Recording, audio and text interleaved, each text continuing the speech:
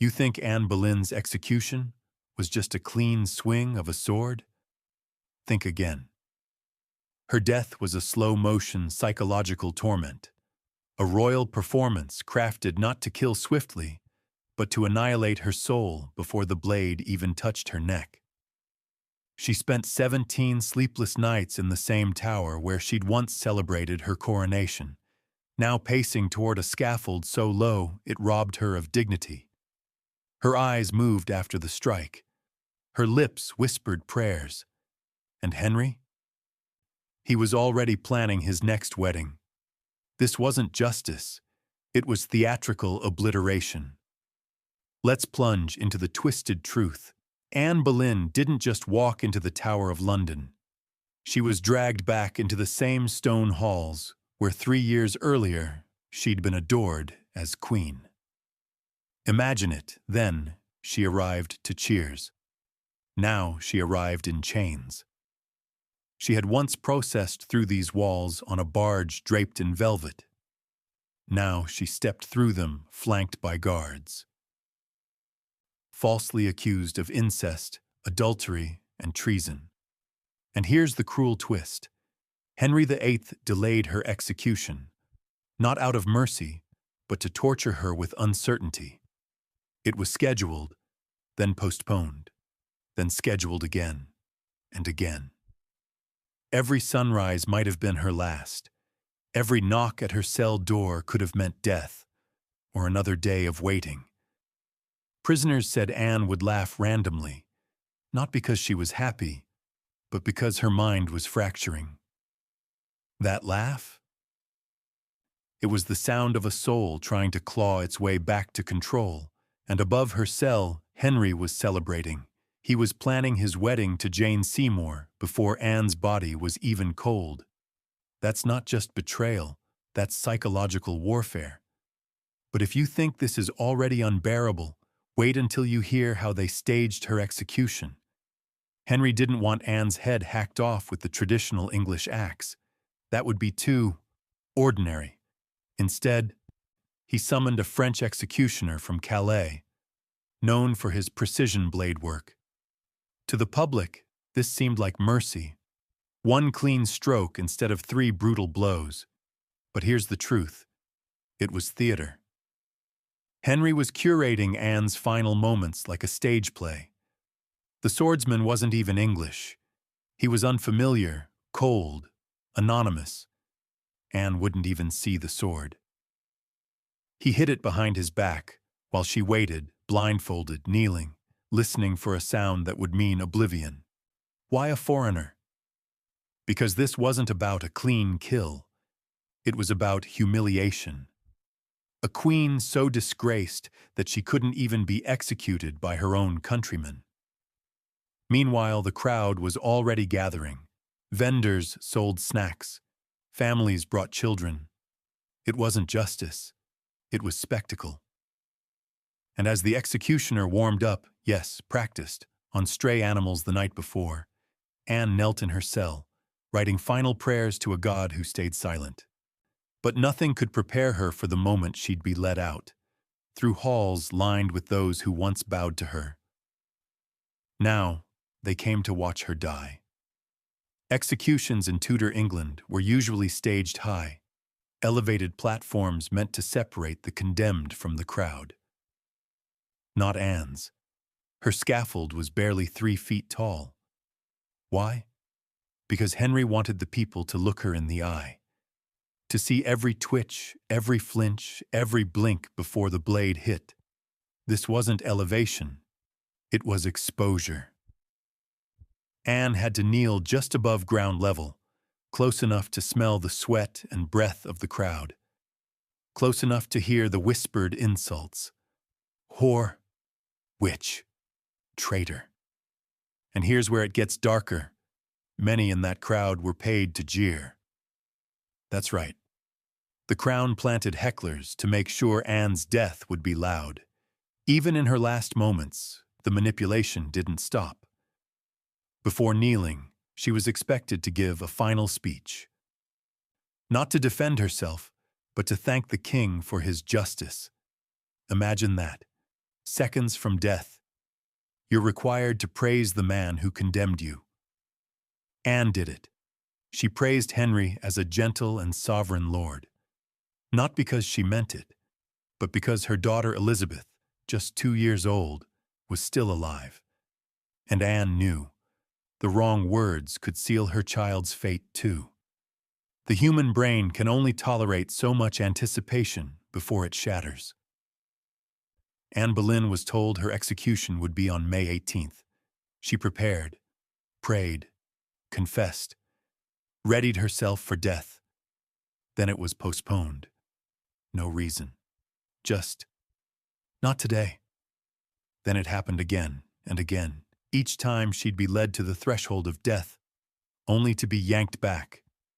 Not for clemency, not for fairness, but to let fear fester. Tower records show she received the sacrament at 2 a.m. that final night. She was awake the entire time. Not from insomnia, because her brain couldn't shut off.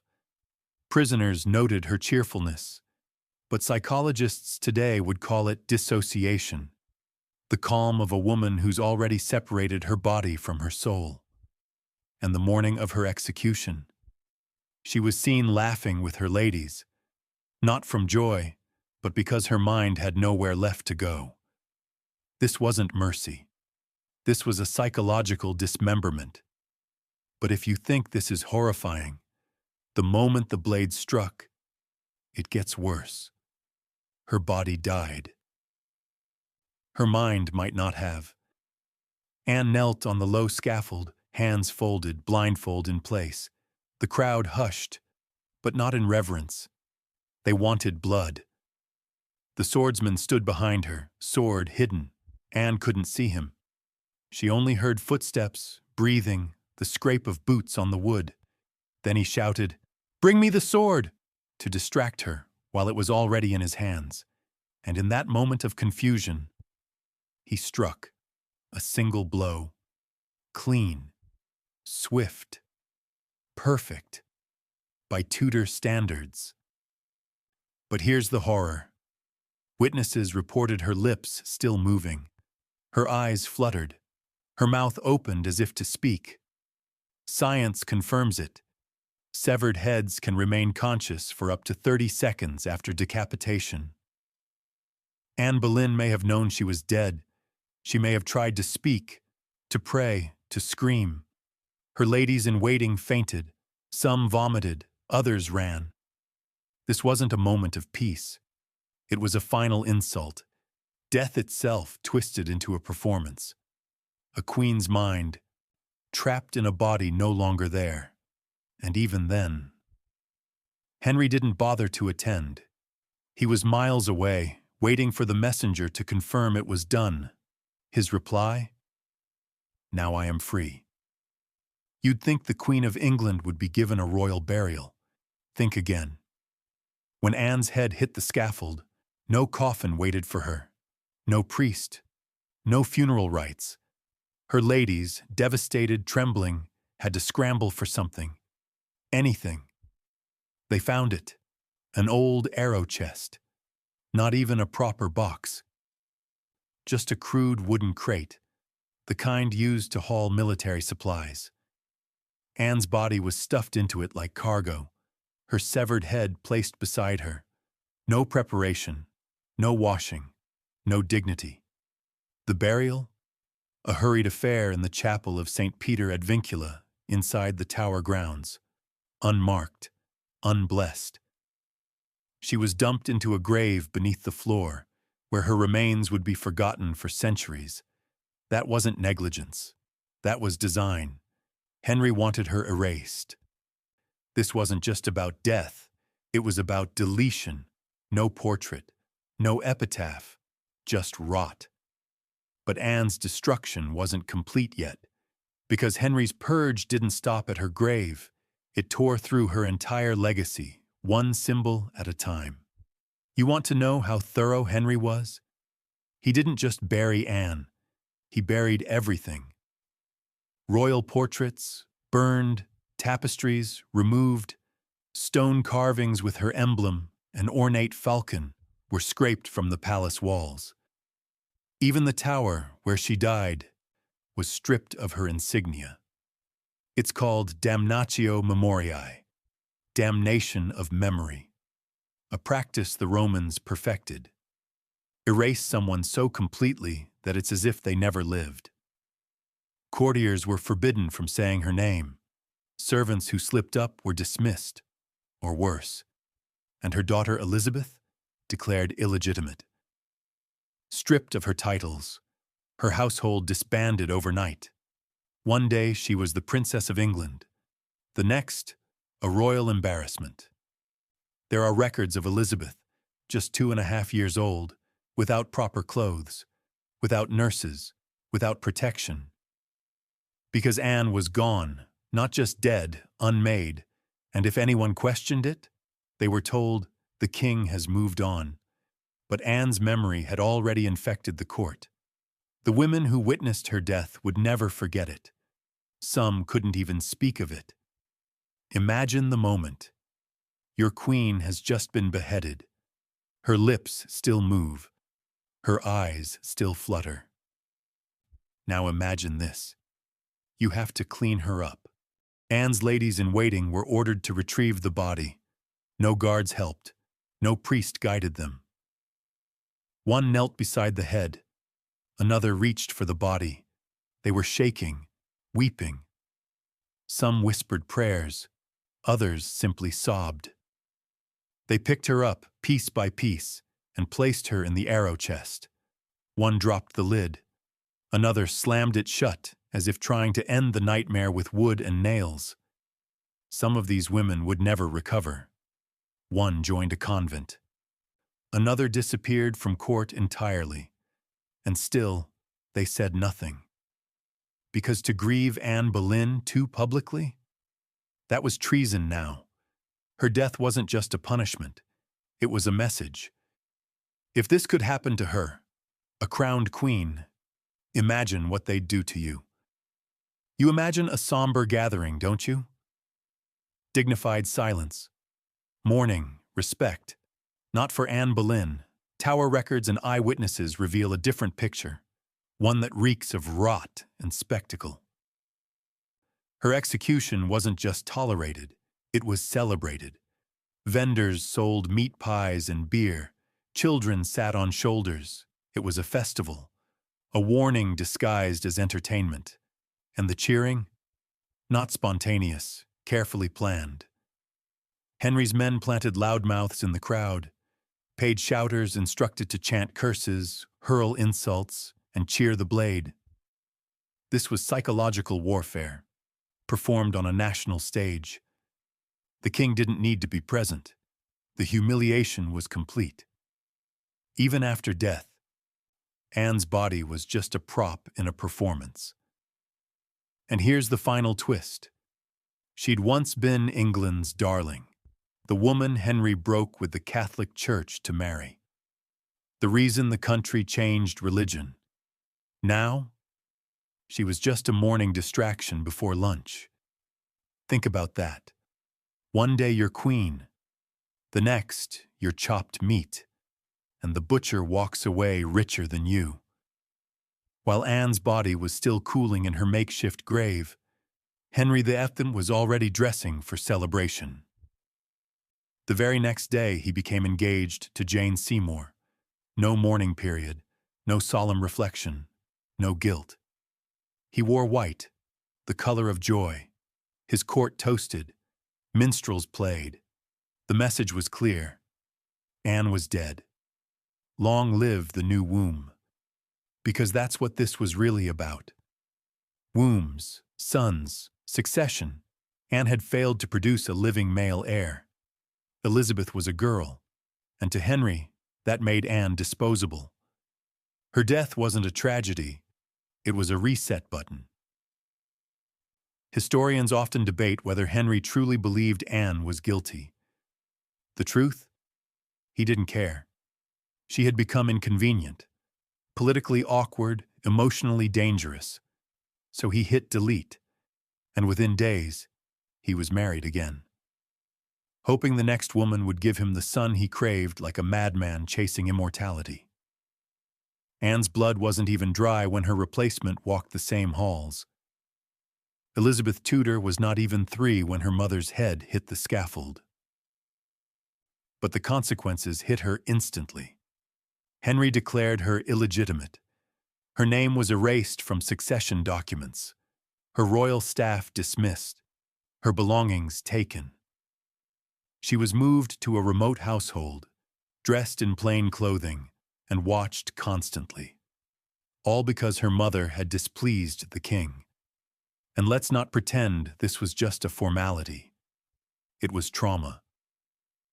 Elizabeth, already intelligent and observant, knew she had been cast aside, her mother gone, her future ripped away.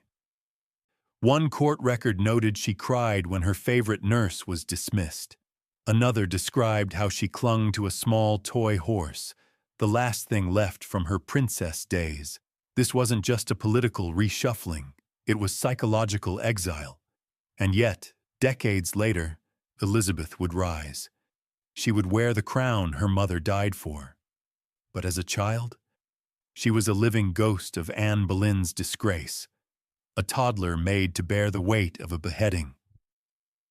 Make no mistake, Anne's death wasn't just about Anne. It was a message to every woman in the Tudor court, every wife, every daughter, every ambitious noblewoman. The message, stay in your place. Anne had dared to rise above her station. She'd gone from lady-in-waiting to queen. She'd spoken her mind, questioned the king, dared to be intelligent, political, and powerful. That made her dangerous. So Henry didn't just kill her. He unmade her. And in doing so, he rewrote the rules of femininity in England. The lesson was clear. Be silent, be fertile, be obedient, or be Anne.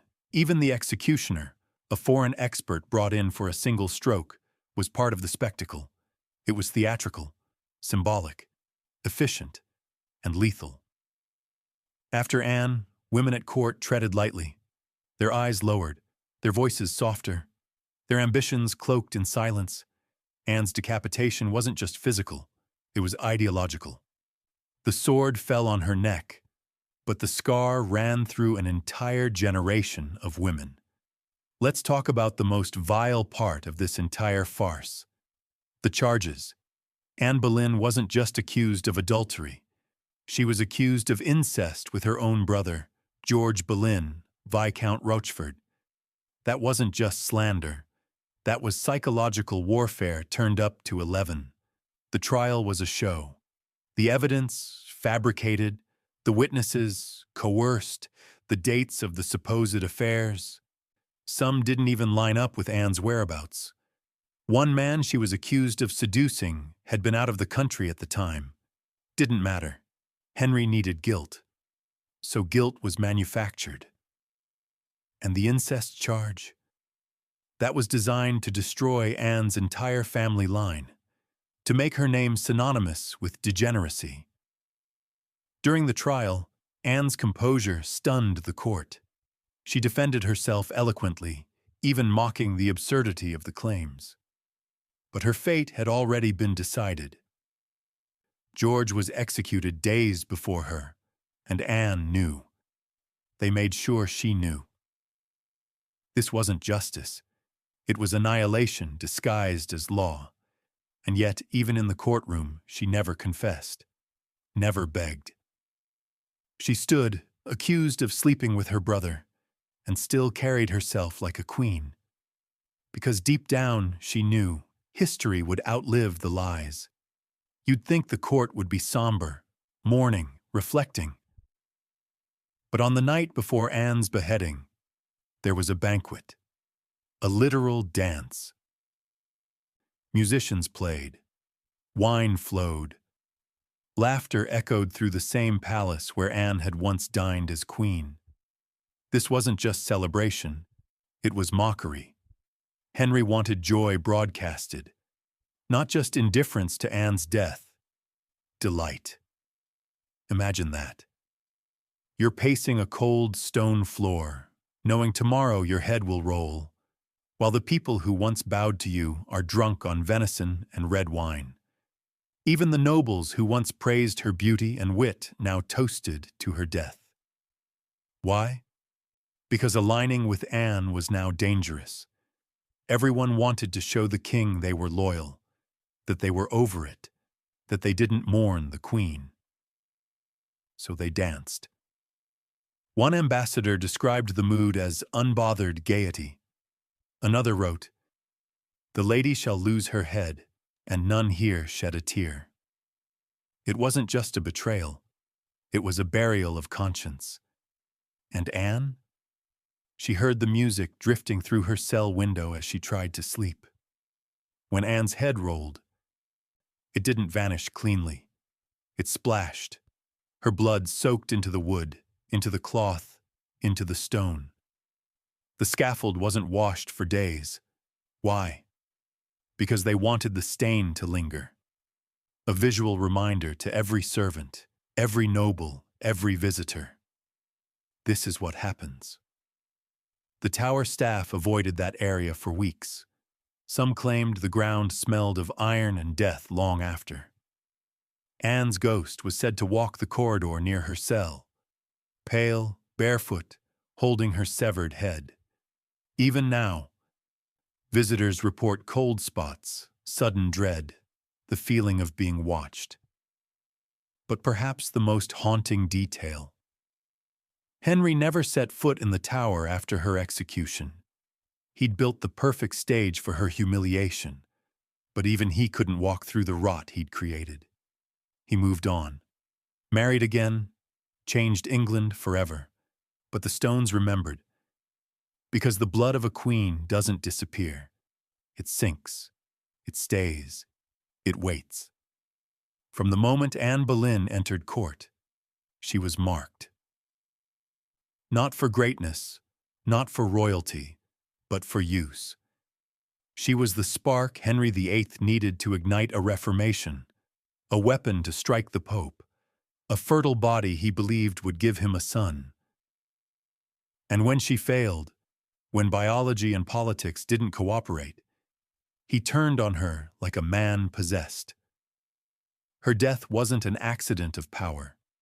It was a blueprint, a carefully staged execution designed to humiliate her, erase her, and terrify every woman who might dream of influence. Let's recap the horror. She was locked in the tower where she had once celebrated her coronation, and kept there in a purgatory of psychological torment. Her execution was delayed repeatedly, on purpose, to unspool her sanity thread by thread. She was denied a proper coffin. Her ladies placed her headless body into a used arrow chest, like refuse. She was beheaded by a foreigner, blindfolded, tricked into calm with false words, then struck from behind while the crowd jeered. Her lips moved after death. Her legacy was dismantled stone by stone, portrait by portrait, until even her name was a forbidden whisper in royal halls. Her own daughter, a toddler, was declared a bastard and stripped of royal protections. And yet, Elizabeth Tudor would one day sit on the throne, ruling longer than any monarch before her, carrying her mother's fire and fury in every decree. But what did it cost? Anne's trial was rigged. Her accusers were bought. The incest charge, pure theater. The adultery, fabricated. The punishment, irrevocable. And perhaps the most chilling part, Henry VIII got away with it.